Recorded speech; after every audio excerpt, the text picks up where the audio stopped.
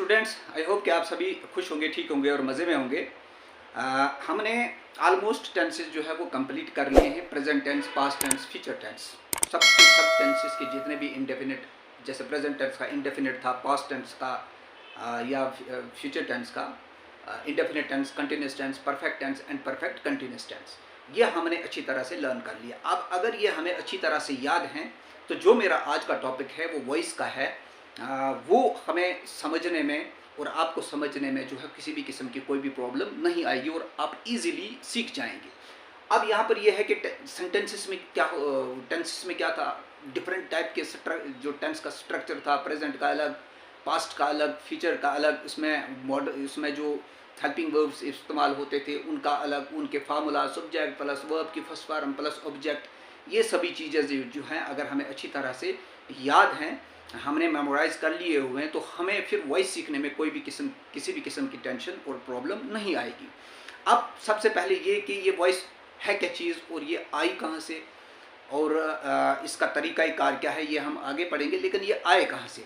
जो मैं बात आपके साथ कर रहा हूँ ये मेरी क्या है, वॉइस। जो आप मेरे साथ वापस बात करेंगे, जो मैं पूछूंगा वो आप बताएंगे, या आप पूछेंगे मैं बताऊंगा, ये जो क्या है ये है वॉइस। अब इंग्लिश लैंग्वेज ऐसी है कि खाली टेंस पढ़ने से हम ये नहीं कह सकते हैं कि हमने अच्छी तरह से इंग्लिश जो है वो लर्न कर ली है, क्योंकि ये एक थाली की तरह है। इंग्लिश ये लैंग्वेज जो है ये एक थाली की तरह है, एक प्लेट की तरह है, जिसमें अगर खाली हम टेंस लगा देंगे तो वो अच्छी नहीं लगेगी और ना ही वो जचेगी, जब तक कि उसमें डिफरेंट टाइप्स की चीज़ें ना पाई जाएं। सपोज़ हम खाना खा रहे हैं तो सिर्फ एक ही जो है वो दाल या एक ही किस्म की सब्ज़ी हम वहाँ पर रख लेंगे तो वो उतनी अच्छी नहीं लगती है। इसके अगर बरअक्स हम ये करेंगे कि हम उस प्लेट में थोड़े से चावल होंगे, एक रोटी होगी, साथ में सब्ज़ी एक किस्म की होगी, फिर दाल होगी, फिर पनीर होगी, फिर जो नॉन वेज खाते हैं मीट होगा और सलाद होगी, मतलब अलग अलग तरीके से, तो वो प्लेट जो है वो प्यारी लगती है। ठीक इसी तरह से इंग्लिश लैंग्वेज में भी है, टेंसेस हैं, उसके बाद कंजक्शंस हैं, स्पीचेस, पार्ट ऑफ स्पीचेस हैं, नरेशन है, उसके बाद वॉइसेस हैं, उसके बाद जो है ये प्रीपोजिशंस हैं, मॉडल वर्ब्स हैं, ईडियम्स हैं, फ्रेजेस हैं, मतलब डिफरेंट टाइप की ये चीज़ें हैं। तो सभी चीज़ों को हमें समझना जो हमारे लिए ज़रूरी है और उसको सीखना जो हमारे लिए ज़रूरी है। तो आज जो हमारा टॉपिक है, एक बात और कि जो टेंसेस में हमने सीखा वो एक टाइप का टेंस है, मतलब सेंटेंस जो है वो एक ही किस्म का उसमें है और उससे हटकर हम दूसरी तरफ नहीं गए हैं। हमने एक किस्म का सेंटेंस अच्छी तरह से बोलने के लिए सीख लिया है, लिखने के लिए या पहचान करने के लिए हमने सीख लिया है।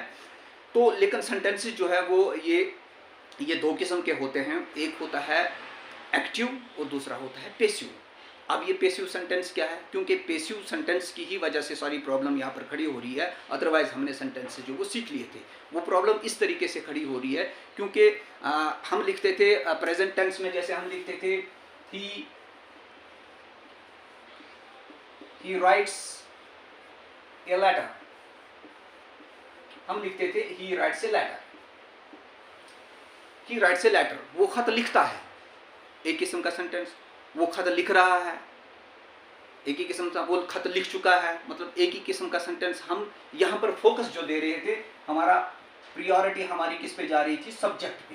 ये हमारा सब्जेक्ट था, ये हमारा वर्ब की फर्स्ट फॉर्म के साथ यस, और ये हमारा यहाँ पर क्या था, ऑब्जेक्ट। तो फोकस हम डायरेक्टली देते थे ही के ऊपर। टेंसेस में हमारा फोकस जो होता है, मैन जो हमारा होता है, जिसके थ्रू काम किया जाता है, वो उसको हम सबसे पहले लिखते थे और इसी को हम टारगेट बनाते थे, इसी पे हमारा पूरा मुकम्मल जो है वो फोकस होता था सब्जेक्ट पे।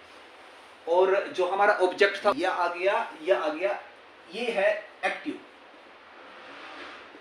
ये आ गया एक्टिव वॉइस, इसी को कहते हैं एक्टिव वॉइस। जितने भी टेंसेस में हमने पढ़े वो सब सेंटेंसेस क्या थे, वो एक्टिव में थे, क्योंकि एक्टिव और ये टेंसेस में क्या होता है, वो फोकस हमारा सब्जेक्ट होता है। अब जो हमारा पैसिव वॉइस है, पैसिव वॉइस में हमने क्या करना है, सिंपल तरीका है, कोई ज़्यादा टेंशन की बात नहीं है, कोई ज़्यादा प्रॉब्लम जो है वो अपने ऊपर हावी प्रॉब्लम को डोमिनेट करने की ज़रूरत नहीं है। यहाँ पे हमने क्या करना है, यहाँ पे हमने सीधा फोकस, ये जो ऑब्जेक्ट है इसको लेना है हमने फर्स्ट में, फोकस हमने देना है यहाँ पर सब्जेक्ट के ऊपर।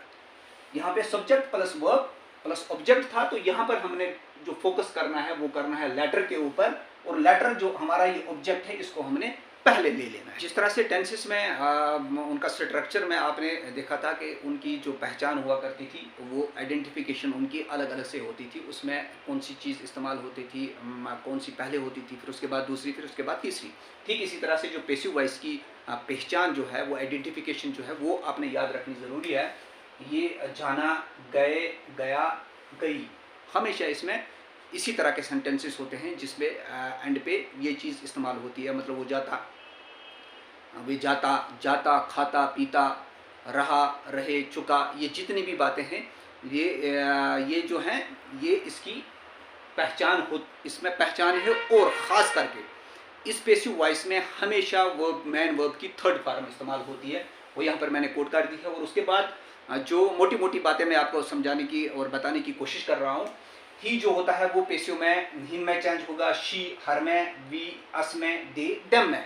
मतलब ये अभी उसके बाद और भी आगे हैज़ जहाँ पर होगा वो चेंज किस में होगा, हैड किस में चेंज होगा, ये सारी बातें जो है मैं जब अलग से टेंसेस के मुताबिक प्रेजेंट इंडेफिनिट टेंस को कंप्लीट लेंगे, उसका सिंपल सेंटेंस, उसका negative sentence, interrogative sentence, interrogative plus negative sentence या डबल इंटेरोगेटिव सेंटेंसेस जितने भी हैं वो हम जो है एक बाई एक करके 1 बाय 1 उनके ऊपर मैं लेक्चर ज़रूर दूंगा। फिलहाल मैं आपको मोटी मोटी बातें समझाने की कोशिश करता हूँ। जिस तरह से इसका जो स्ट्रक्चर बना हुआ है, जो इसका फार्मूला है, सब्जेक्ट प्लस वर्ब की फर्स्ट फॉर्म प्लस ऑब्जेक्ट, ये हम जान गए हैं क्योंकि टेंसेस हमने पढ़ लिए हैं कि ये प्रेजेंट इंडेफिनिट टेंस है। अब फोकस इस पे कौन सा होता है? फोकस रहता है सब्जेक्ट के ऊपर। टेंसेस में सब्जेक्ट के ऊपर फोकस रहता है, लेकिन यहाँ पे थोड़ा सा उल्टा है क्योंकि ये वॉइस की पहचान है। और ये वॉइस जो हमारा एक टाइप का सेंटेंस आ गया वो एक्टिव, दूसरा जो है एक्टिव मीन्स जो हमने टेंसेस पढ़े हैं, और दूसरे तरह का सेंटेंस कौन सा है वो है पैसिव।